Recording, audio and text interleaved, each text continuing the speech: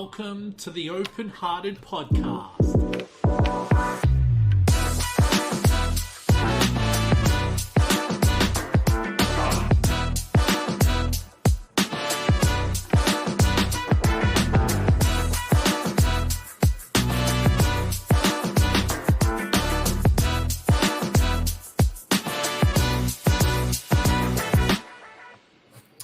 Hello and welcome to another episode of the Open-Hearted Podcast. I'm your host, Will Wheeler, joined by my main man, Photon John. Kev, what's going on, brother?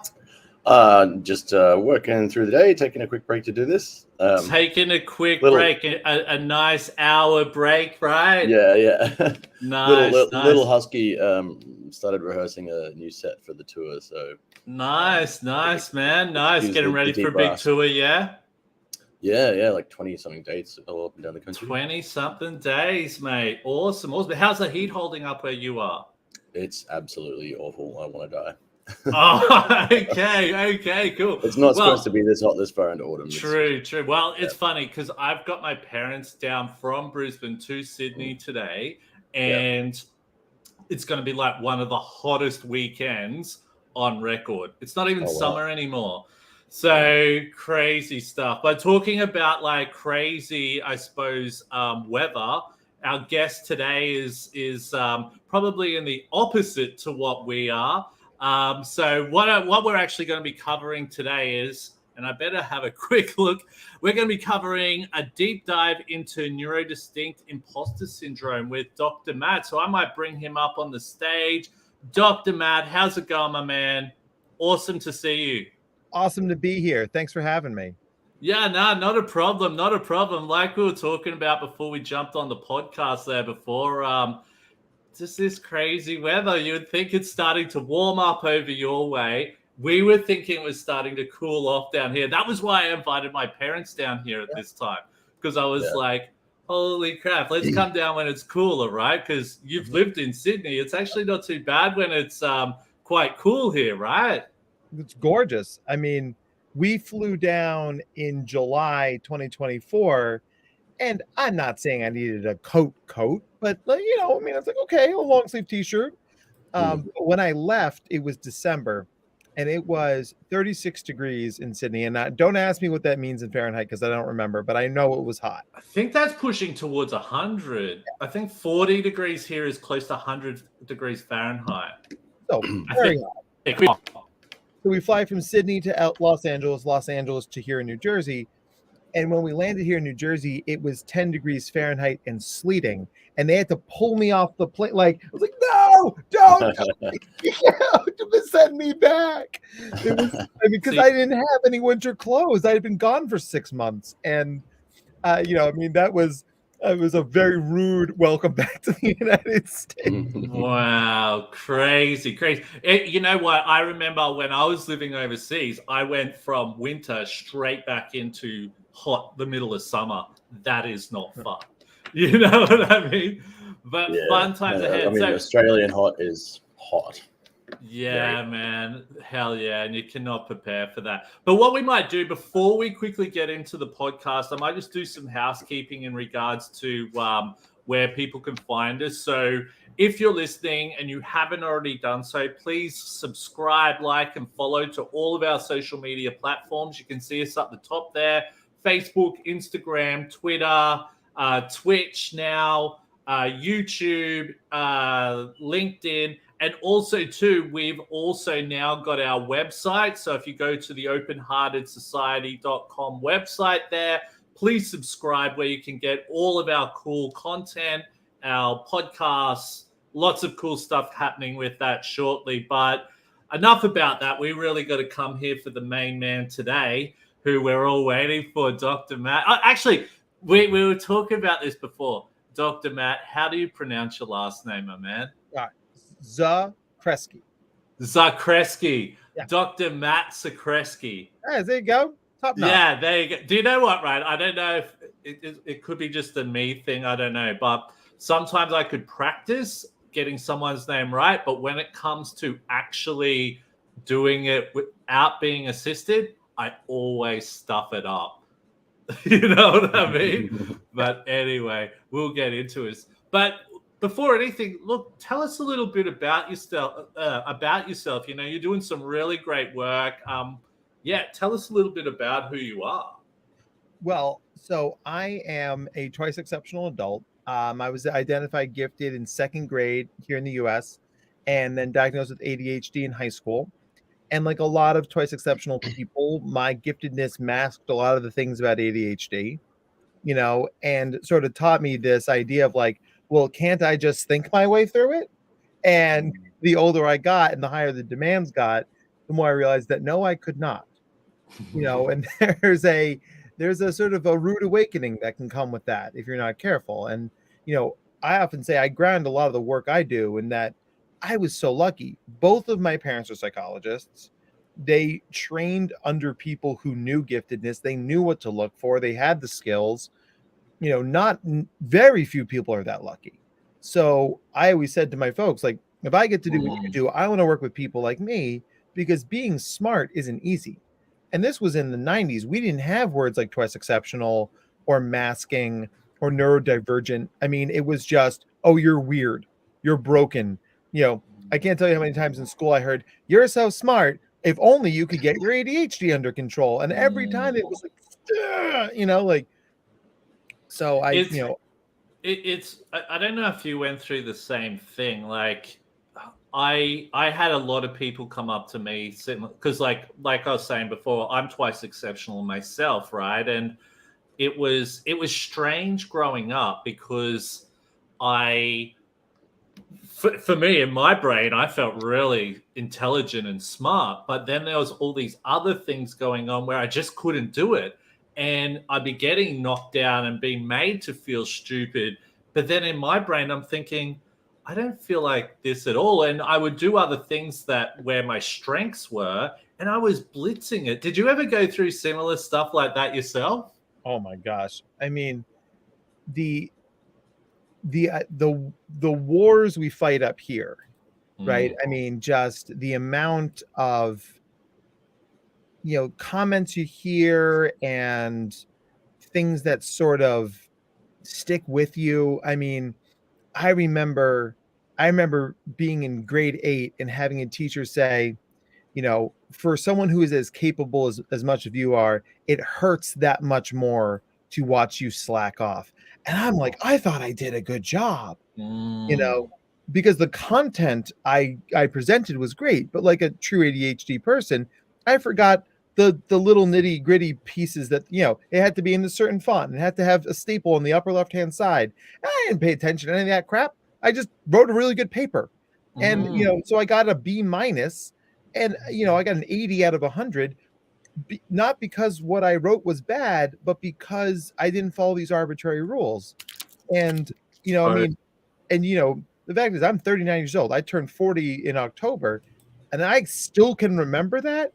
There's something very wrong with the way we it's so funny you say that because, and I think this is such a big thing where, you know, especially with young students in school, is that the experience there can play lifelong. What's the word I'm looking for? But like it can carry on later on in life. Like, don't get me wrong, you could probably even say that I'm still struggling with a lot of trauma from how certain teachers made me feel because of certain things and all of this type of stuff. So, you know, I think this is where, you know, in schools, teachers should be mindful of some of the things they're saying to these kids.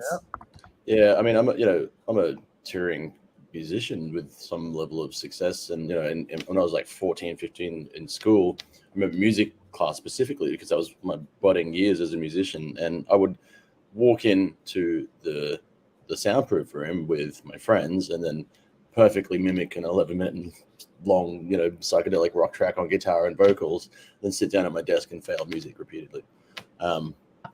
Because I wasn't meeting these little requirements. But then, you know, I remember there was one module, I think we've spoken about it before on the podcast, but you know, where we had to write a song, and the teacher refused to believe that I wrote it. But eventually, once my mum came up to school, I got like an A+ in that, and it was similar with art as well because I was very into art. But it was like express yourself within these certain predefined parameters, and I couldn't get the parameters right. So they really weren't accommodating for the way that because clearly they were based on certain parts of how I was doing in those subjects. I could excel. They just weren't coming at me in the right way. But you know what, right? Today we're talking about imposter syndrome. And you're the expert here, Dr. Matt, but I'm assuming that this would be why later on in life we are struggling with these types of things, especially around imposter syndrome. Oh, completely. And to go to what Photon John, what you were saying, I mean, the ability to do something and make it look easy is the perfect breeding ground for imposter syndrome. Because, I mean, I've dabbled in music a bit myself. I played drums for many years, and I can't sing a note, right? You don't want me even in the chorus, right? But if you give me a drum kit, I'm going to be able to figure out what you're doing and be a competent drummer, right? If my life had taken me in a different direction, I probably could have been a studio drummer, right? I mean, like, I'm never going to be Ringo, but I'm perfectly competent. But I can tell you that the easier drumming got for me, the more I felt like a fraud, because, I couldn't articulate to anybody why I could do it. I could just do it.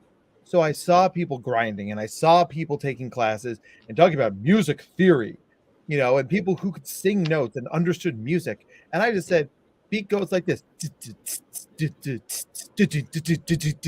And I just kept doing that until they told me to do something different.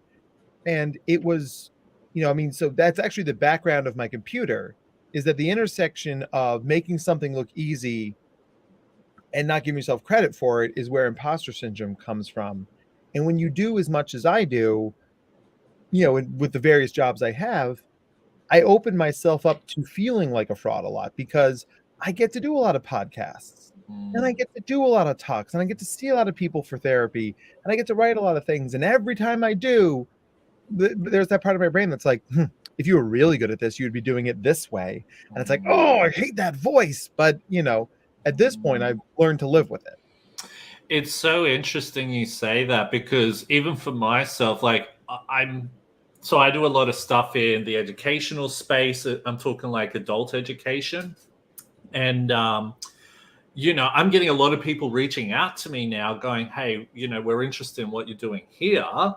And yeah, I'm a professional in that field, but sometimes I'm thinking, okay, what if I stuff up, or am I really this? Am I really that? But what I'm actually learning is I actually know a hell of a lot more than what other people do. So I think it is those voices in my head really just knocking me down from years of, just being told you're not meeting that certain standard. So before we go on, we've actually had a few people comment through. So I might share some of this stuff just because I think it's cool when people come through. Now, is that Annie? Is it Annie? Am I pronouncing it correct? Yeah, cool. I don't. Crowy? Is that? Yeah. Okay, sweet. I'm dyslexic, everyone. So, okay, now I got comments from teachers like, "You're not reaching your potential. Try harder. I know you can.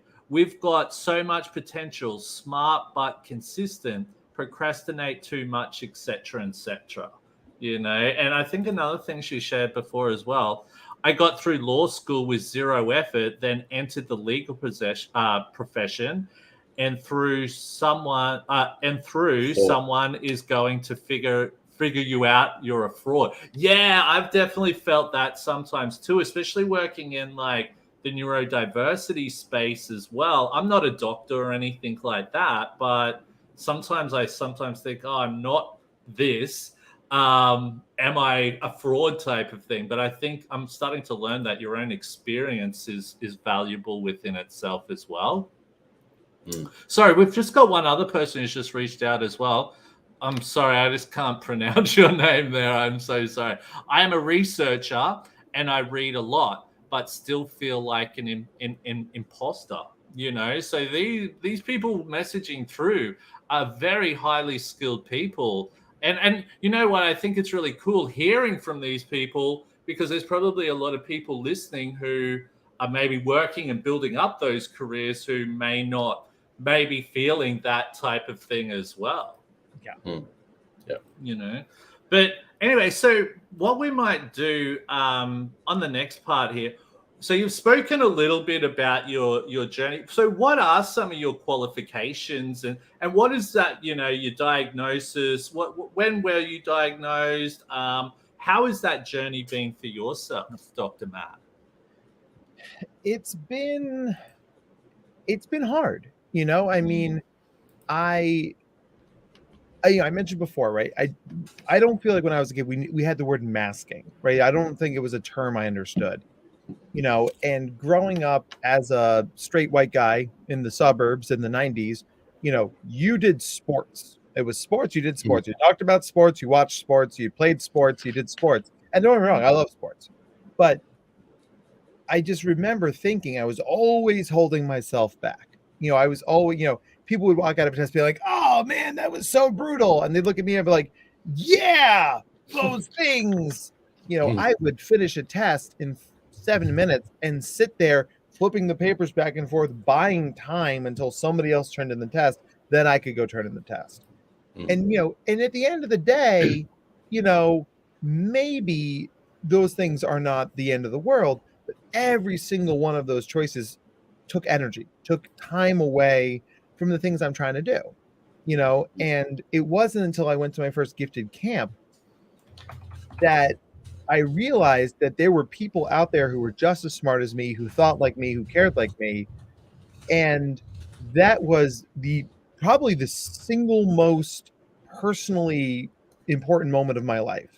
You know, I mean, this idea of like, you know, I said a smart thing, and at school everyone would smile and nod, but at this camp, so it was like, oh, that's a really good point. But what about this thing? I'm like, oh, you do like I do, you know. And all of a sudden, right, we were, you know, going back and forth discussing economic theory, you know, like 12-year-olds do.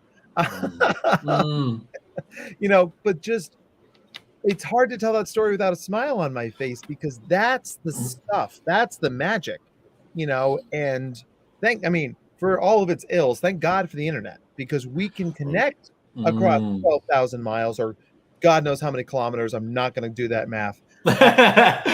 You know?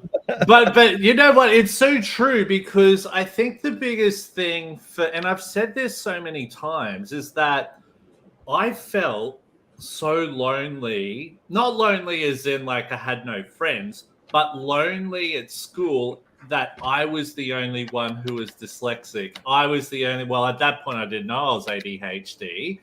And it wasn't until I had, you know, left school and started, and like you spoke about, the internet and that, now I'm connected with people all over the world who share a similar experience. And I'm like, you know, Dr. Matt, this is really the first time we've ever really spoke. Really yeah. But, you know, I feel like I already know you well, man. I could sit down. I don't know if you drink or anything. I feel like I could sit down and have a beer with you or whatever. And we'd hit it off like we've been mates for years. You know what I mean? Well, bring me a Carlton Cold and we'll be good, right? Like Carlton Dry or Carlton Draft? Oh, I mean, the drafts are a bit like, so for anyone listening, Carlton is like an Australian beer, and there's very many different types of beers. And sometimes here in Australia, depending on what one you drink, it's almost like a social thing. People may sort of cast you aside for drinking the wrong type. So it's kind of like football teams in England. It is crazy stuff there. But really, you know, getting into this, you know, I think for people listening, you know, we've touched base on a little bit, but what is imposter syndrome, and what are the types of that as well? So imposter syndrome is it's an internal phenomenon where you doubt your accomplishments and have this persistent fear of being exposed as a fraud. So to have true imposter syndrome, you got to have both, right? And so famously it was identified in the 1980s here in the US with women on Wall Street. So Wall Street's the, economic center of the United States. And in the 80s, the first few women were just getting these high-level jobs, right? And they're making a bunch of money. And so these psychologists are like, oh, we're going to study them. We're going to see what makes them tick. And they realized that these women were successful. They were well-liked. They were well-respected, but they were miserable. And one woman said, every day, every Friday, I pack up my stuff into a cardboard box and I sit by the door to my office waiting for somebody to come and get me and drag me out of there. And, so they were developing ulcers and their hair was falling out. I mean, it was a very anxiety-racking, traumatic experience. And what they realized is that being the one of 6 women in giant companies full of men, they were made so aware of their difference, right? They were made both in objective ways, but also in some subtle ways. Like they had to go down a floor to go to the women's bathroom, like the little things. So imposter syndrome comes from this sense of I am different than everybody else.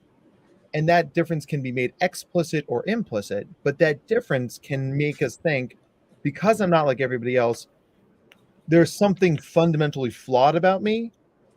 Ergo, I am a fraud. And that stuff can become very insidious if you're not careful. And is it? I definitely. To what degree would it be? Say, what ratio would it be of potentially, say, societal projections on a person, on what they think, the perfect idea of a person in that position is, and internal dialogue, building up your own sort of unrealistic expectations. Yeah, and I mean I love that you're asking that question, because that's exactly what that is. And some of this stuff is something that a person hasn't thought of ever, right? You just have this baked in idea because you're from society, and you think, for instance, a gifted person looks like X, right? People have this idea. The gifted people, they sit there with the uniforms, right? And then, they sit there and they raise their hand and they answer the questions, and they're like co-teachers. And there are gifted kids like that. But the more neurodivergent and neurodistinct you are, the less likely you are to be that person.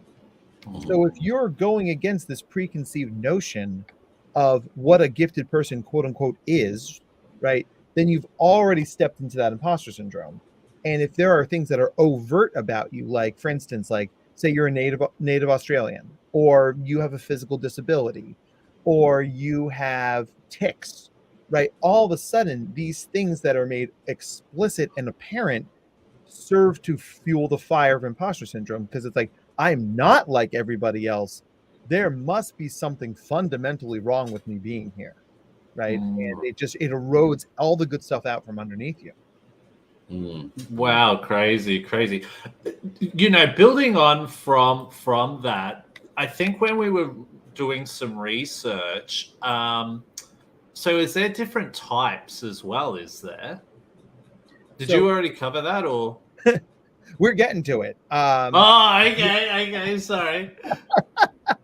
Well, so imposter syndrome, it manifests very different for different people.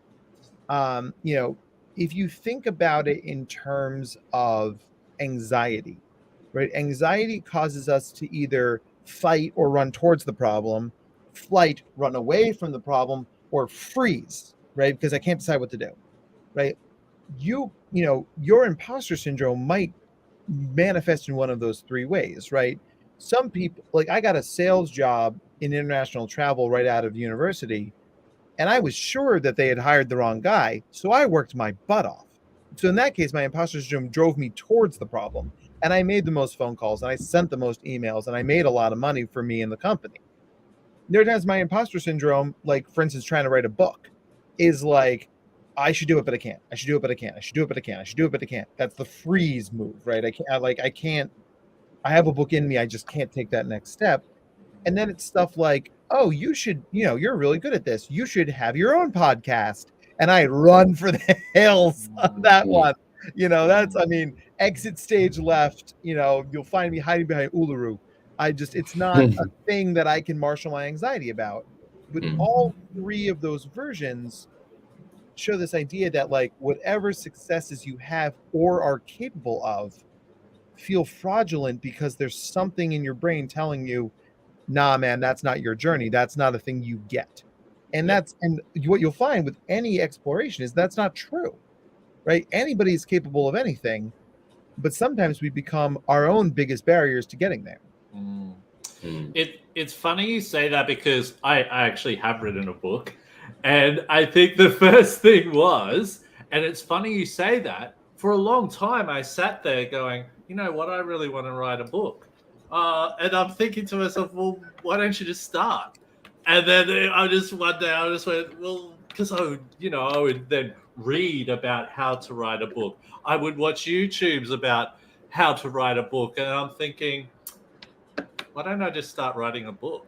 I didn't know how. I had no idea. So I just started writing stuff. But it was interesting because I found that once I had broken that barrier, I had felt like I could then move forward to other things. So is it would you sort of say that like, yeah, you do have these barriers there, but once they're broken, that sort of can help with your imposter syndrome?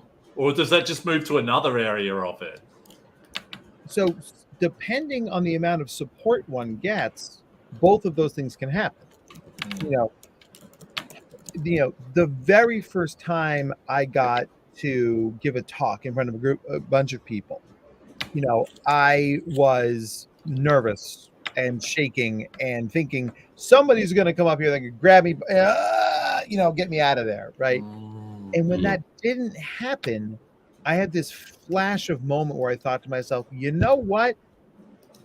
All I can do is do the best damn job I can. And if the fraud police show up and take me out of here, then that's what they're going to do. I can't stop that from happening. But I did the talk. It was great. People clapped. And I said, okay, I'm on to something here. And I often say that if I ever stop feeling a little bit anxious when I'm giving a talk, I'm going to stop giving talks, because the right amount of anxiety can motivate us to do better, right? It shows that we care. The question, but if the imposter syndrome's really got its hooks in you, then it's you can't even raise your hand to be somebody who could give a talk. You couldn't even watch the YouTube video to be somebody who could write a book, because it's just, I'm so much a fraud. I couldn't even begin that journey. And so many dreams die on the launch pad because of these messages that we get externally and internally about our worthiness to even be there in the first place. Yeah. I know that feeling kept me from full potential with live performance for years. And it wasn't until I had a very similar realization. I won't quote the proverb or whatever it is, because not the biblical proverb, but it's an old Chinese thing, I think, but the man realizes that, the thing hasn't happened yet. So why, right now you're just here, and none of that matters because that's not here yet. So yeah, whatever, essentially anxiety is a fear of potential future outcomes, right? And that once that went away, the full potential got unleashed, and I stopped caring, and it was all about enjoyment of doing what I already loved doing, and was stopping myself from loving doing. If that makes sense. You know what was funny? It's funny you're talking about getting and doing when you first were doing presentations and all that. And I remember when I had to do my first sort of presentation in the neurodiversity space. And I don't know, have you ever heard of like a professor called Professor Tony Atwood? He does a lot of work, in autism. And the thing was, right, I was sharing a stage with him. He got up and presented all that. And this dude's like, so for those of you who don't know who this guy is like, he is really well known. He's like a big name dude, right? Oh, God. Yeah, totally, right? And like, for one, this was my first ever presentation around neurodiversity, and I'm sharing the stage with that guy, right? And like, and my presentation wasn't until the afternoon. He went off first, right? Because I think it was, he wanted to But when you're him, you can dictate what time you want to talk, you know what I mean? And that was cool with me. But I remember sitting there watching, and there's this whole room there for him, right? And I'm thinking, I just went straight into adrenaline from 10 o'clock in the morning until 3 o'clock in the afternoon when my presentation was on. I'd never been rushing with so much adrenaline in my life. I was just like, you know, I was like I was a drug addict, like off my face, like, oh my God, and it was a, you know, it wasn't like, you know, say if you're in a band, you could probably have a few beers to calm yourself down. This was like a professional event. You can't sit there like having a few beers and getting drunk so you can calm down. That's the after party. Yeah, totally. But you know what, right? I remember I got to my time and I got up and did my presentation. And you know what the hardest thing was? He was sitting in the front row right in front of me while I was talking. I'm thinking, oh my God. But you know what I learned from that was that, for one, I was sharing my experience, my lived experience and all that, which was something completely different to what he was doing. And I then learned that, you know what, I am pretty good because I've got a whole different experience to what he does anyway. And that's and then people afterwards were coming up to me going, man, unbelievable presentation. I love this and this and this. And I was just like, you know what? And that was pretty hard for your first sort of gig, right? After that, I feel a lot more relaxed these days because I'm like, you know what? I've actually got a lot of lived experience there, what a lot of other people don't know about, which is gold to be able to share with people. So that was, I definitely know what you're speaking about in regards to that.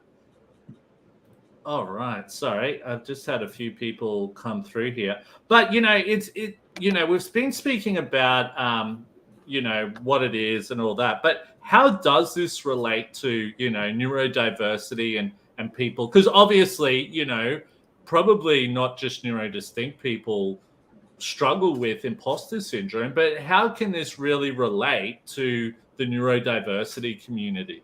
Yeah. So it impacts the neurodiversity community in three ways. You know, given that I think this is going to be the series of many podcast conversations that we have, and you know, when you come to New York, you can stay with us, right? Because we're mates now. So I mean, hell yeah, man! I'll take you up on that offer, man. Hell yeah.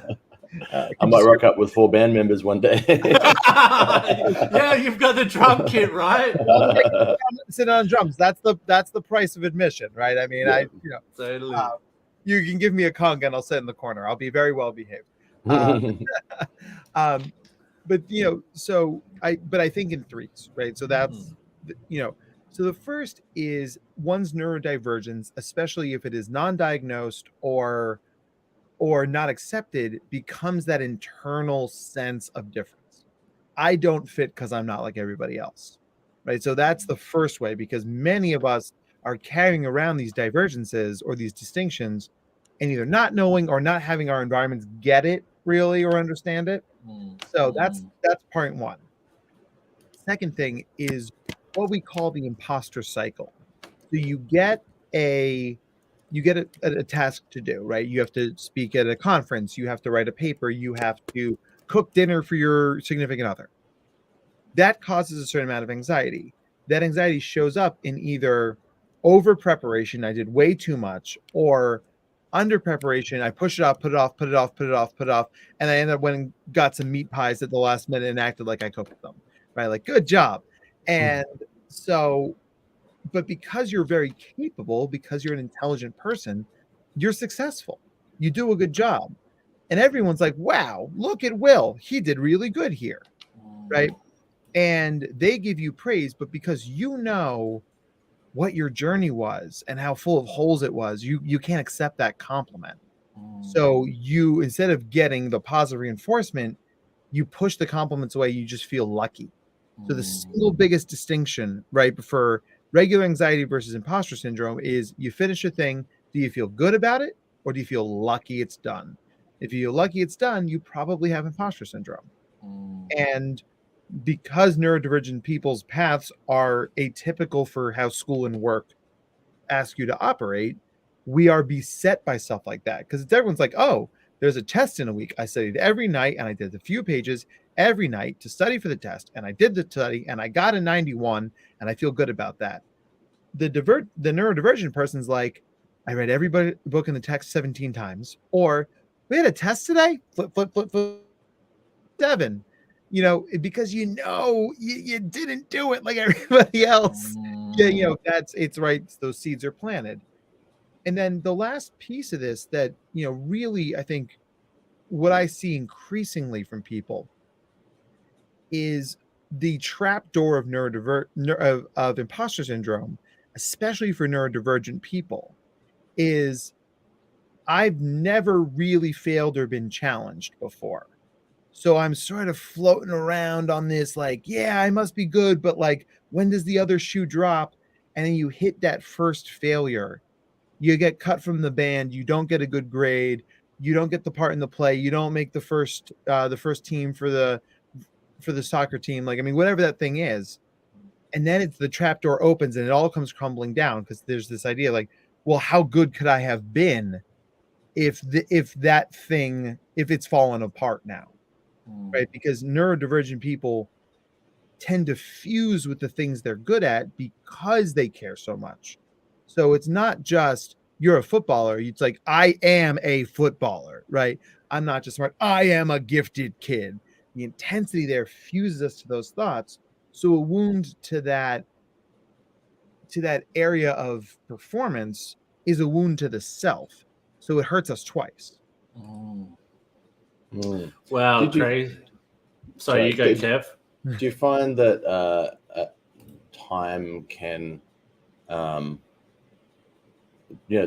benefit of a longer, I guess, data set on your own life can sometimes help with that? I find I've had my business for 8 years now, and I spent, it's not like I don't walk into a boardroom with CEOs and feel like a complete fraud, but having had the business for 8 years now, I've certainly lost that idea that I don't belong in the industry or that I can't do what I do.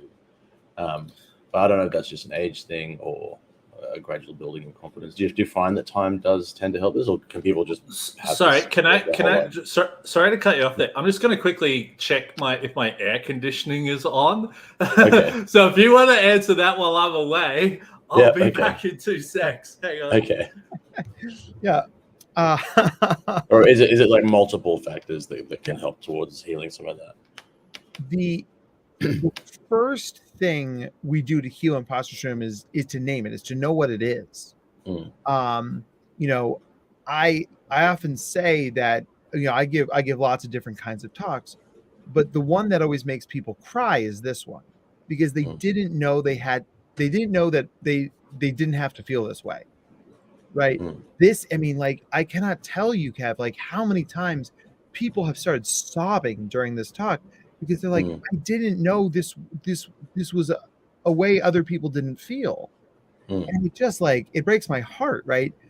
But once you know imposter syndrome is a thing, then you've got a word for how you're feeling. And when you have a word for how you're feeling, you can externalize it from your brain. So it's this idea of like, it's not just, oh, I can't go to this audition because I'm a fraud. It's I can't go to this audition because my imposter syndrome is telling me I'm a fraud. And then now you're not fighting yourself, you're fighting your imposter syndrome. And like maybe you get a workaround there. It's like, okay, well, listen, I already don't have the gig. I might as well show up. And if I don't get it, well, nothing's changed. But if I do get it, well, that's an opportunity for me to play what you said is a 20 city tour. Yeah. Right. So, I mean, that thing that you've accomplished doesn't come from nowhere. You didn't just blip into that band, right? Stole somebody's identity, right? True. You earned it. And if you can see that as a developmental process towards that goal, then all of a sudden you're giving yourself more credit for all the things that have happened to you, good, bad, and indifferent. That's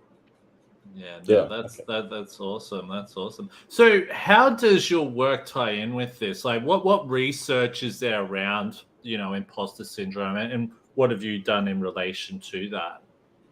thankfully there's a lot of research about this, and there's, and we're lucky because there's a lot of smart people who are talking about this, and there are a lot of smart people who are coming up with ways to manage this and to help people overcome it or live with it. And it's wonderful because it's no way to live, right? It's no way to live to be this miserable in yourself, in your own brain. I always joke with my clients. It's like, listen, life is hard enough. Like, don't join the people who are out to get you, right? Like, trust me, there's plenty of people out there who would happily slap you down. Don't join their side. Be on your own side. So, I mean, and as we get better at understanding the right kinds of therapy practices for neurodivergent people, the more we are able to customize therapy for the experience of imposter syndrome and for the experience of imposter syndrome that is unique to neurodivergent or neurodistinct people. Cool. Yeah, crazy. So obviously, if we're talking about neurodistinct people, what would be the best way to deal with it then? So, what should I do? Is it just me? You're the doctor, mate. You let us know. Yeah, exactly. Yeah, I mean, so the first we already covered the first part. You learn what imposter syndrome is so you can name it. So that's the big step. If you take nothing else away from today, take that. The second thing we're going to do is it's actually sort of a little bit of a hack. So I mentioned before, right? When you do a thing with imposter syndrome, you feel lucky, you feel relieved, you don't feel good. So the way we hack this is that when you do a thing that's hard, that triggers your imposter syndrome, because now you know what imposter syndrome is, you give yourself a reward to enforce that part of the reinforcement cycle. So, for instance, when I'm done talking to you guys, I'm going to go upstairs and have a cookie. I literally have it upstairs. It's on a plate. It's waiting for me. I'm going to have a cookie because even though I've talked about imposter syndrome 50 times now, it still twings that for me. Wow, so crazy. Instead of getting that oh, thank God they didn't catch me, it's the, okay, oh wait, cookie. Oh, no. Now I just gave my brain a little bit of dopamine, and my dopamine goes, oh, that talk was pretty solid, huh? And I'm like, I don't know if it was the talk or the cookie, but I feel better. So, would you say that's sort of similar to post-traumatic stress disorder as well? Oh, that's a big question. Yeah. I mean, interestingly, right? Traumatic experiences are experienced throughout the whole body, right? It's not just a brain thing, it's a whole body thing. So the preeminent book on trauma, right? The body keeps the score. When you're a neurodivergent person, your brain is more interconnected. The limbic system of feelings is more wired. This becomes important because you're going to have bigger responses to any stressor, but particularly imposter syndrome. So if a neurotypical person who has imposter syndrome, which they certainly can have it as well, right? They might feel that feeling of anxiety on a scale of 1 to 10 at a 9. That's a big feeling of anxiety. A neurodivergent person, though, is going to feel that at a 13, 14, right? It's bigger. So, crazy. And because there are fewer spaces set up for us in society, if you can't stick in that space because of your imposter syndrome, you might fall further faster. So it's a higher stakes intervention because we're going to feel that stuff bigger because of our neurodivergence, right? There's it's a whole body experience, which is why, intervening in this becomes about not just the skills we have up here, but also the environments we tend to trot in, So Kev, if you think about it this way, right? Being a talented musician, I'm sure there are many bands you could play with, right? But I'm going to guess, and I don't know the answer to this, so please tell me if I'm wrong. I'm going to guess that you're sticking with the band you're in right now because of how they make you feel, because of how you guys work together. Yeah. Right. Environment matters so much, right? And I always tell people as a therapist, like, I get you 1 hour a week, maybe. I want to push bigger returns on investment for interventions. So changing a school for a kid can thwart the imposter syndrome because now you're in an environment that normalizes it, or that everybody's struggling with it.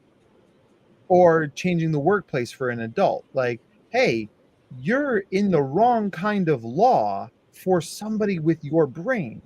So if you move from contract law, which is very like nitty gritty and every word matters, to like, or like broad scopes, like, you know, employment law, trying to talk about like culture, now you're in something that's going to fit your vibe better, and your imposter syndrome may never go away, but it's going to get quieter, right? And that's the sort of thing that really matters. So, you know, the environmental intervention piece of this is how we deal with the whole body part of this, well, which that you brought up from before. Yeah, no, that's really interesting. It's really interesting. Just what I might actually do is just do a shout out to, if anyone, because there are a few people listening. Does anyone have any questions they wanted to throw at Dr. Matt, or not throw, gently send through to Dr. Matt? Because, you know, you're covering some really cool stuff there. There may be some stuff, and sometimes it does take a little bit to come through. So we might move on there. Kev, did you have anything you wanted to ask Dr. Matt there at all, or I've been pondering while you've been speaking about imposter syndromeception. So I kind of have gotten to a point with what I do for work and with as a vocalist with my band, where I don't have that imposter syndrome anymore because I've been doing it for so long and achieving a certain amount of success. But now I have imposter syndrome about not having imposter syndrome, if that makes sense. I feel confident, but I feel weird about being confident. But it's not the same old imposter syndrome that I used to have. Is that a common thing? Very common thing. Yeah, and that commonality that you're experiencing is how we have to conceptualize these things as sort of lifelong journeys, right? Like, it's not a video game. You don't vanquish your imposter syndrome and you beat the game and you just put that game away, do another game. It's and anxiety is sneaky. It's going to show back up, right? But what we do when we think about imposter syndrome is we talk about what we call in psychology the big three, right? Frequency, intensity, and duration, right? How often something happens, how intense it is, and how long it lasts. So it's showing up for you in different ways. If you're not careful, that's going to feel as a failure. It's going to feel like, oh, thought I had it, but now it's back. No, it's like, hold on a second. I went 8 months without feeling imposter syndrome. From a frequency perspective, that's awesome. That's like, whoa, hey, 8, like, you know, I mean, imagine if like you were trying not to get into fist fights with your brother. If you didn't get in a fist fight with your brother for 8 months, that's pretty damn good, right? That's awesome. Like, we want, and just because you got into one doesn't undo the progress you made before. It's you know, it's an event, it's a moment. So you can see, like, what am I doing right now? What circles am I in? What circles am I leaving? That might twing these feelings, right? That bring this up, because when you see it as a response to environment, then once again we're externalizing the problem from, oh, you're still a fraud, you're still a failure, to, what about this new experience I'm having is bringing up those feelings for me. We move from self-blame to curiosity. Curiosity gives us the tools to perhaps solve the problem. It's interesting you say, right? Because just while you're talking, I was thinking about it. And obviously, when someone has a career, their goal is to build their career and become better and all of that type of stuff. And I guess what I'm finding is in my career, that's happening. But now I'm going into bigger, you know, probably more, what's the word I'm looking for? Like more, getting more respected, and also being around. When I say bigger people, I don't mean big like large. I mean like very well-known people. It's like, whoa, you know, I'm starting to get up here. And that's starting to kick in a lot. Do you know what I mean? Because I'm like, man, I'm speaking to this person who's really well known and all of those types of things. And I'm assuming that's similar type of thing to what you're talking about. God, yes. And this is a really wonderful thing for everyone to take away from this. It's like, the one thing I've learned about imposter syndrome is that all the cool, smart people who you think have their shit together have imposter syndrome. Right? The very first time I gave my imposter syndrome talk, I'm at this conference out in Seattle, Washington. I am, terrified as per usual. And Susan Daniels, who's a giant in our field, is sitting in the front row, sort of like what you're saying about Tony Abbott, right? And so at one point, I'm explaining a point about imposter syndrome, and Sue goes, "Oh my God, that's me!" And I went, "You can't have imposter syndrome. You're Susan Daniels." Oh, I just proved my own point. Wow. Right. So I tell the story all the time, and I always give her credit. He's wonderful. But that's really it. It's like, you go into a room full of smart, capable people, and you say, "Hey, who in here has ever felt like a fraud?" I'll tell you this: 90% of that room's gonna raise their hands. And because one of the things we know about gifted people and twice exceptional people is that they give a shit.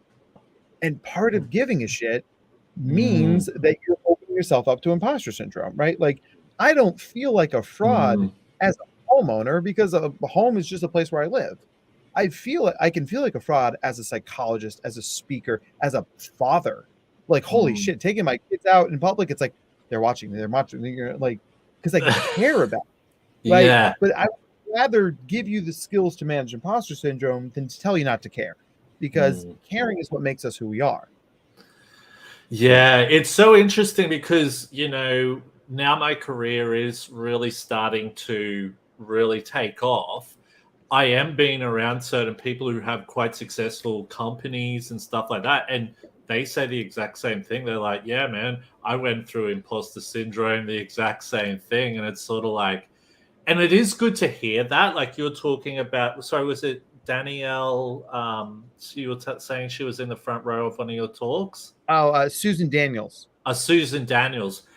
And when you hear that from people, especially at those levels, I think that's actually really good to hear, because then I know for myself, I've been able to go, oh, I'm not the only one then. Yeah. Do you know what I mean? Because like I said, like when I was back in school being dyslexic and that, I felt like I was the only one. So hearing people speak about that stuff is just like, wow, crazy, But in saying this, in regards to questions, we've actually had a few people come through. We've got Cara Lambert. One of my favorite people. Hi, Cara. This is one of your friends? Cara follows me on the Facebook, and simultaneously gives me excellent comments and feedback, and also calls me out if I say something wrong, which is exactly the kind of content I'm looking for. So, Cara, totally. You are much appreciated. Totally. Would you like to? Can you? So I'll read out a question just so our listeners can hear. Would love to hear Dr. Matt's thoughts on a trend I'm seeing that imposter syndrome isn't real, and we are. How do you pronounce it? Okay, pathologic. I don't know. Can't even pronounce it. Pathologizing a fad. All right, cool. Lucky this is a neurodiversity podcast, so no one cares if I stuff up, hey? So, I'll tell you this. Imposter syndrome is real, and it's not in the DSM, so I can't formally diagnose you with it as a psychologist. But when you think about the experience one has about trying to play in systems that were not built for you, you are made so aware of your difference. So one way to think about it this way is, do you know that left-handed people report higher instances of anxiety and depression? Well, that's interesting, because I am left-handed, and I do struggle with that. Because the systems that are built are subtly, and sometimes not so subtly, built for right-handed people. like notebooks, like where door handles are. It's built for right-handed people. So lefties are made aware of their difference 1,000 times a day in lots of little ways. You walk into any classroom, right? If you're a lefty, the first thing you got to do is look where the left-handed desks are, right? And maybe there's only 3 of them. That restricts where you can sit. Maybe the left-handed desk is broken and it's a part of the room where you can't see. Maybe your mates are all sitting over there, but you got to sit over there because you're left-handed. All of a sudden, these things are getting in the way. And the problem is that the dominant paradigms of people, of neurotypicals or righties, they have a vested interest in calling it a fad or a fraudulent thing, because it is potentially upsetting the dynamics that maintain the power. So, this was where I sounded like a little bit like I have the tinfoil hat on. Yeah, I think it's the best analogy I've ever heard. Yeah, it's actually really interesting. But what about if you're ambidextrous? Because I'm ambidextrous. So I've sort of like do some stuff that's left-handed, but then I think over time I've just been able to go, well, I do it this way as well. Could this be a thing where I've had to go, my brain is adapted or something like that? Do you reckon?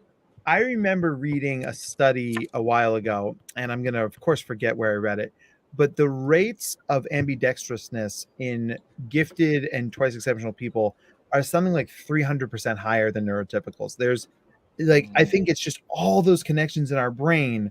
Sometimes that manifests in ambidextrosity. Now, I am so right-hand dominant. My left hand might as well not even be here, but it holds my wedding ring. It does a good job. That's the main thing. But if we think about the idea of imposter syndrome, I think a lot of the reasons that people are going to push back against it, right, is that they think it's just about anxiety. They're like, everybody feels anxious sometimes. Well, no shit, right? But that's not what we're talking about here. We're talking about a feeling that someone is going to come and drag you out of this space by your ear. I can't tell you how many sleepless nights I had writing my dissertation because I was sure that somebody was going to kick in the door to my apartment and be like, somebody already wrote that. Somebody already thought of that idea. You don't get to do this anymore. I'm like, no. Right. I mean, it can be so debilitating. And to me, another way to think about it, right? Do either of you guys get migraines? No, I've had not one. really. Weirdly, I've had one ever and then never again. Right. So then Kev, I'll focus on you for this. Yeah. Is a migraine like a regular headache? No. Right. I went blind in one eye. Blind in one eye, right? I get the blindness too. Crap. Yeah. Right. Yeah. So it's the sort of thing. It's like saying that, oh, imposter syndrome isn't really a thing because everybody gets anxious. That's like saying migraines aren't real because everybody gets headaches. They are a quantifiably different thing. I had been stung by jellyfish living here in the Atlantic Ocean. When I lived in Australia, I got stung by a blue bottle. Let me tell you, that was the migraine of jellyfish stings. I felt like somebody set my arm on fire. Right. Wow. So, I hope you didn't get someone to whereabouts did you get stung on your arm? Was it? Did someone, because this is, I don't know if it's real, but they say if you get stung, someone should urinate on the sting, right? Regular vinegar works just fine. That's probably a good thing to know. I don't tend to carry vinegar with me at the beach, though. Yeah, just in case, right? My grandma did because she's English, so she has her fish and chips with vinegar. But yeah, I'm seeing a bit of conversation here around. And there's a question from Annie as well, but around early intervention. But yeah, why don't we get to Annie's question first? Yeah, we've got a lot of people coming through, and we might not be able to take all the questions because we don't have all day. But so, Dr. Mab, what are some practical tools you give to 2E clients to help with their imposter syndrome? So, the big thing here is thinking about what we call bottom-up thinking versus top-down thinking. The more stressed and anxious we are, the more we are likely to do top-down thinking. Top-down thinking assumes that we have to do it perfect. and anything less than that is bad. It is proof that we are a failure, right? If you have to get 100% on a test and you get a 95 on a test, the first thing you do is you say, oh, I got one wrong. I got 5 points off, right? That kind of thinking fuels your imposter syndrome because it's saying, hey, you thought you could do it this way, but you didn't, therefore you're bad. I always tell my clients, you got to bottom up thinking. If you're trying to walk up a flight of stairs, you got to start at the bottom of the stairs. So whether you take 1 step today or 19 steps today, you have walked up the ladder. So to go back to this example of getting a 95 on a test, you can say you got one wrong, or you knew 95% of the material. I mean, like, which one sounds better, right? It's the same data set. It's just changing the way we feel about it. Because the imposter says, if you don't get it, that's proof you're a fraud. The bottom-up thinker says, look how fortunate I was to have these opportunities and move this far along. Maybe it didn't go the way I wanted. Maybe I didn't get the job, the gig, the talk, the book contract, whatever. But even to be considered is kind of proof that I know what I'm doing. So, that's been very helpful for me and a lot of my clients. And then specifically for 2E kiddos, understanding that one's strengths do not undo one's differences or difficulties. We have this tendency to talk about 2E kids. They're so smart, but they have dyslexia, right? No. They're so smart and they're dyslexic. It's two parts of the same thing, right? Many brilliant people are dyslexic. It doesn't undo it, but when you start using the word "but" instead of "and," you're eroding the thing. So because I can't tell you how many meetings I sit in with schools. They're like, oh, he's incredible at math and science and technology and computers, but he's struggling in English. The lesson to that for the 2E kid is what you're good at doesn't matter because you're bad at this thing. Yeah. Right? Yeah. So we got to help listen, you're crushing all these things and we're going to have to figure out how to make art class work for you. But that doesn't change the fact that you're crushing all these other things because those things are amazing. Yeah, words matter. We were talking earlier about school and how I would fail music despite being a pretty accomplished musician already at that age. But I was getting straight A's in legal studies and social studies and English and all of that. But then they're like, yeah, but you fail. You're a failure. I didn't pass overall because I didn't pass these couple of things, even though I was great at that. And there was no attempt to encourage me. Or recognize the fact that I clearly could excel, like I was saying earlier, and try to figure out how to bring that into these other areas. That's crazy. I think the last couple of comments really tie into this last point, Will, which sort of asking about, do you think early into is this the one you're talking about? Okay. Yeah. So if early intervention with neurodiverse kids can help later in life with imposter syndrome. It sort of ties into how your friend's really throwing some good questions towards you, Dr. Matt. She's sharp. She's going to keep all of us on our toes, right? Good job. Thank you. Yeah. Sydney as well asked us the same sort of thing. Yeah. I love that. I don't know yet. That's brilliant. So I'll just show that. So that's what you're talking about there, Dr. Matt? Yeah. Yeah. Right. We're all in developmental pathways, right? We're all moving in directions, and the coolest thing about life, as long as you are living, you can get better, right? I mean, and we all have different ceilings at different skill sets, right?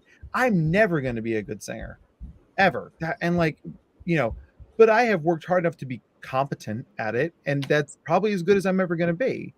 But every time I give a talk, I get a little bit better at it, and I don't know what my ceiling is there, and that's really exciting. Right. But the idea of early intervention, which is why it's so important, ties really nicely into gifted education writ large, is one of the things that fuels imposter syndrome is a lack of meaningful challenge. Because if you're skating by and you're not trying, that's that difference, right? There's that idea of, wait a second, everybody else is working their butts off and I'm not. What's different about me? I'm different again. Yeah. But if you put somebody in a situation where they have to be challenged, right? Now things are getting normalized. Why do you think, rugby clubs, soccer clubs, basketball academies have these academies. They want to bring people up and train them against real meaningful challenge, because what that does is it normalizes the experience of imposter syndrome too.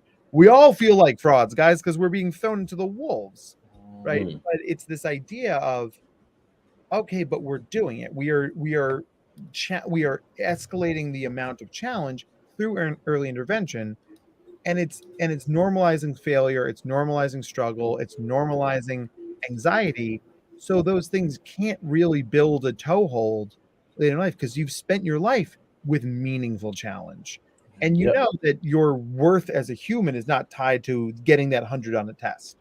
Yeah, I always found it strange how like CEOs could, or tech entrepreneurs could come out and go, failure is a part of success. I failed heaps, and people would be so surprised by that, Yeah. and they would drop it like it was some epic piece of knowledge. I'm like, no, that just should, everyone should know this. This should be, Well, and you know what else is interesting? It's talking about the basketball academies and football and all that.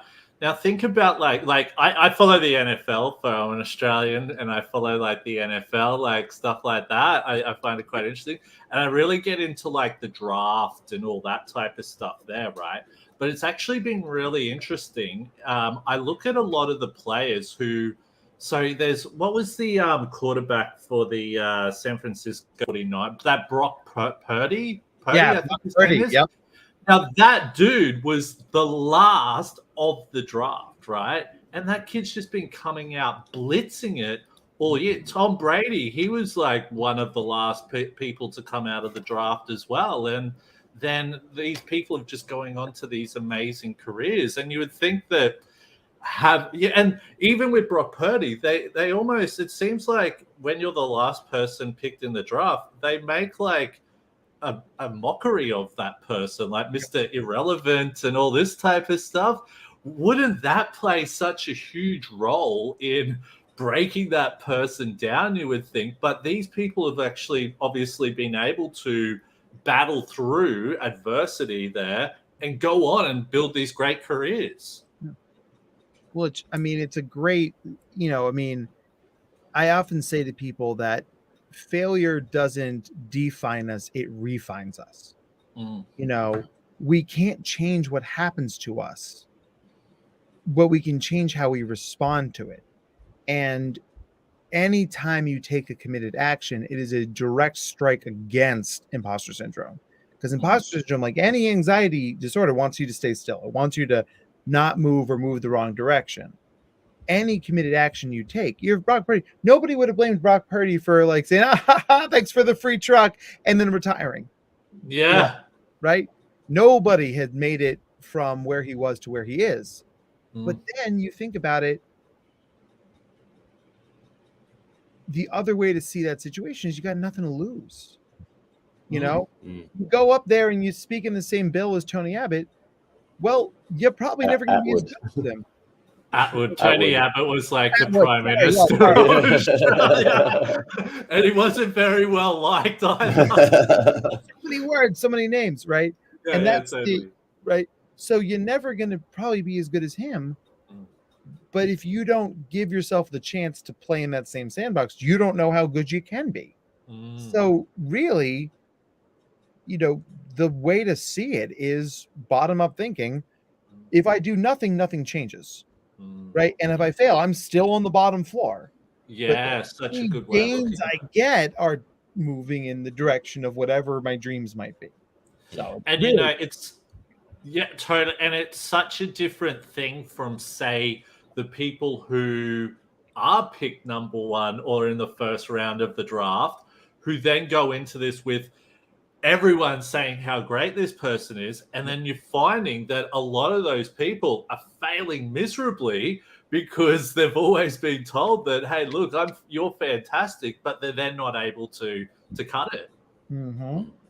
It's just crazy how it works. Look, I think we've there's so many people coming through with so many great things, and I think I'd love to be able to go over everything, but we might have to call it a day there. Photon John, did you have any last words that you wanted to say to Dr. Matt? So I just thank you. This is one of the best chats we've had. Yeah, this has been really cool. We've had some really cool people coming through. So, Dr. Matt, thank you so much. Now, you're doing some fantastic stuff out there, Dr. Matt. Where can people connect with you? Where can they find your work? You tell us. Yeah.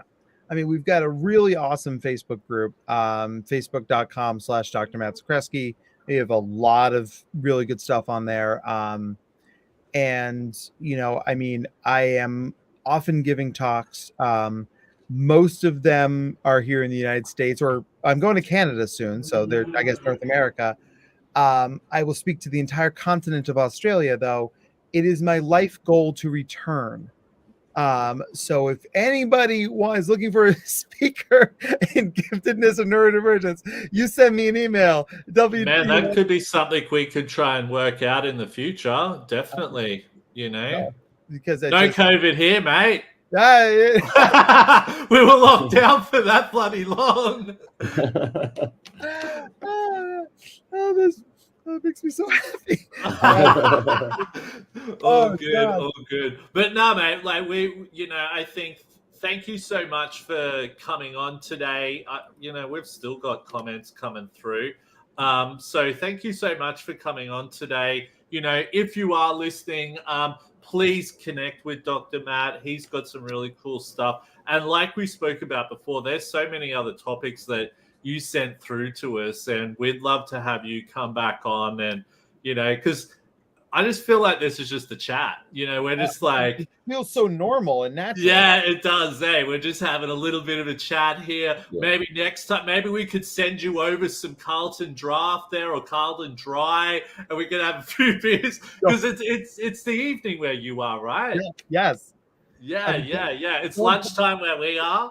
Yeah, so, but lunchtime on a Friday. So on a Friday, so if lunchtime on a Friday in Australia, that's just normal. Prime drinking time or weather. Yeah. We drink rain, hail, or shine here, but yeah, Dr. Matt, thank you so much for coming on today. We really appreciate it, mate.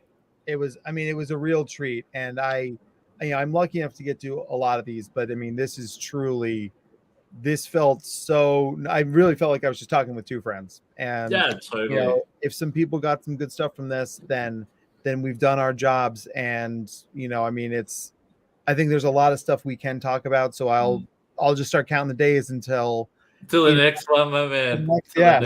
Or until that Qantas ticket shows up, right? Yeah. We'll sort some. But look, we do want to get some events with some good people and all of that. So, if we can sort some stuff out in the future, we'd love to have you down under, mate. Hopefully that doesn't give you a bit of the blood won't rush to your head because you'll be underneath the earth here, but it'll be all good, mate. So thank you so much for coming on. Now, for anyone listening, if you haven't already done so, please subscribe, follow our social media platforms, so our Facebook, Instagram, Twitter, Twitch, YouTube, LinkedIn. Also, please check us out at the openheartedsociety.com, where you can check out all the cool work we're doing and connect with our podcast. And if you want to listen to this back on podcast, we're available on all platforms. My name's Will Wheeler with my main man, Photon John, Dr. Matt. Thank you so much for joining us. Until next time, everyone.